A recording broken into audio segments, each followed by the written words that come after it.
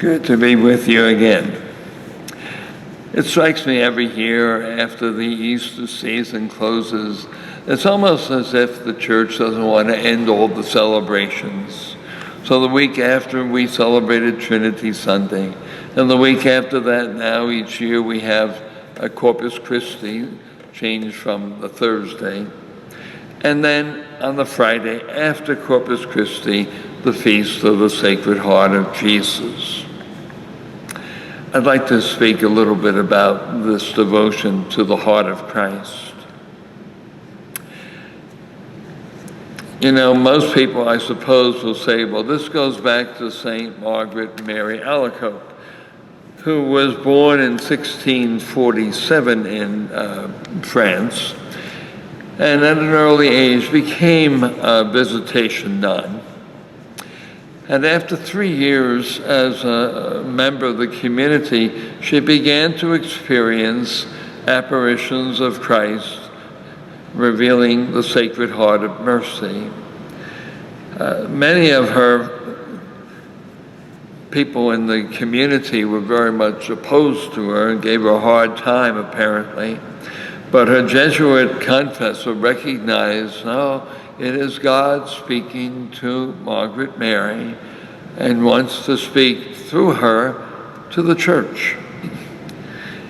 Interestingly enough, that was a period in time when many Catholics, especially in France, were being influenced by the Jansenist heresy, which took a very rigorous approach to religion, making God seem rather awesome.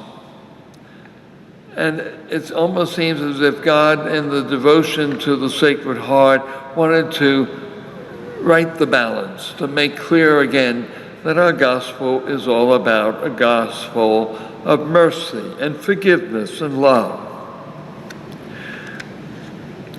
St. Margaret Mary died at the age of 43 in 1690, but the devotion began to spread. And I know Pope Pius XII in the 1950s issued a great encyclical on the Sacred Heart of Jesus. And he made the point in that teaching of saying this just didn't start with St. Margaret Mary. He showed the scriptural roots, too, of our devotion. And we know the ancient Jews had a very special place for the heart of a person. They thought of the heart as the center of a person's whole life. They knew when the heart was struck, there was death. It was the source of life. They even spoke of thoughts coming from the heart. And certainly in the New Testament, we see again passages in which the Lord has emphasized the heart of Christ. In particular, of course, we are struck at the crucifixion by the Roman soldier standing next to the cross.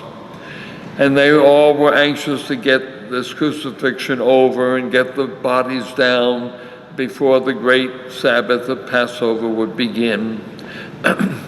And so they broke the bones of the two robbers crucified with Jesus, because really a person crucified is pushing down on the feet to take another breath.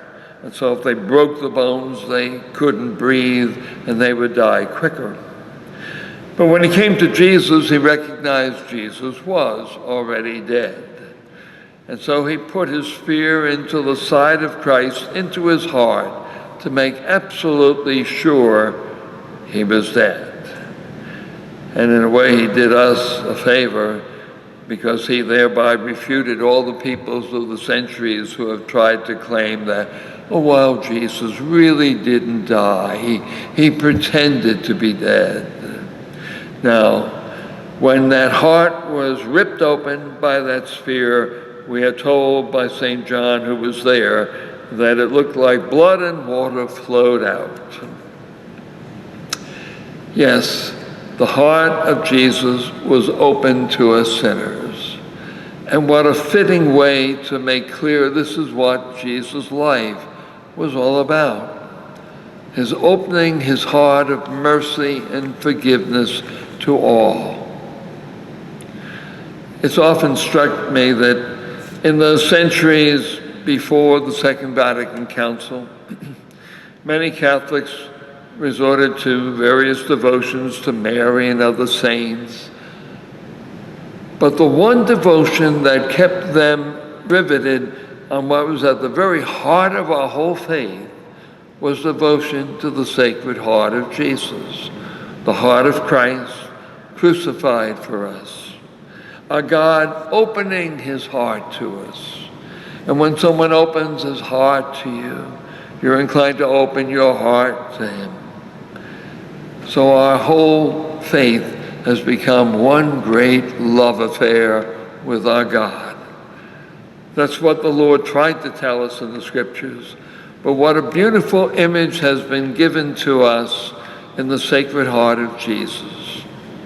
No wonder so many Catholics found that such a pleasing devotion, so enriching, so warm.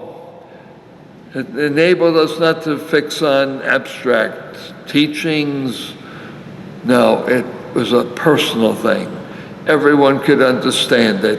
Everyone could appreciate it. Everyone could respond to it.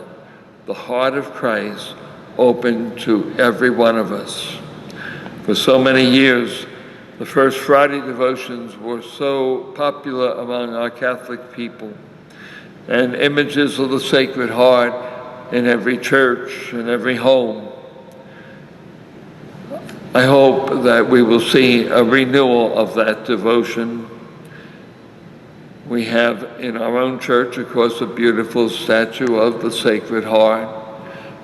Always Jesus reminding us to come to him, to open our hearts to him, to know that he is the source of mercy and forgiveness. No matter what we've done, no matter how we've messed up our lives, he's always calling us to himself. No matter what we're suffering, no matter what problems we're dealing with, always he's saying, come to me. I guess that's why I especially love that passage which is used in one of the years of the Feast of the Sacred Heart, taken from Matthew's 11th chapter, where Jesus says to us, come to me, all you who labor and are burdened, and I will give you rest. Take my yoke upon you and learn from me, for I am meek and humble of heart, and you will find rest for yourselves. For my yoke is easy and my burden light. What a beautiful invitation from Jesus to every one of us. Come to me, especially when you feel burdened in life, anxious, worried, troubled, at a loss. Come to me, and I will give you rest. He invites us to take upon ourselves the yoke of Christ, and seeing not a heavy yoke, as so often the law of the Old Testament was seen, a heavy yoke, a burden. No, he says, my yoke is easy and my burden light. When you love someone, you're glad to do things for them. You don't have to be forced to do it. You don't have to be told, well, there's a commandment that tells you you must do this. You want to do it because you love them.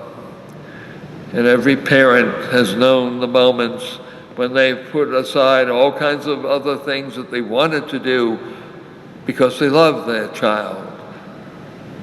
How many spouses have put aside all kinds of things to show their love for their spouse. So Jesus is always calling us in the Sacred Heart Feast, and indeed this whole month of June is devoted to the Sacred Heart. Yes, and that famous preacher in American history, Bishop Fulton Sheen, always used to say that there's something wrong if our May devotions to Mary do not lead us to even greater devotions to the Sacred Heart of Jesus in June. The Lord is calling you, inviting you. Come to me. My heart is open to you. Open your heart to me. God bless you and all those whom you love.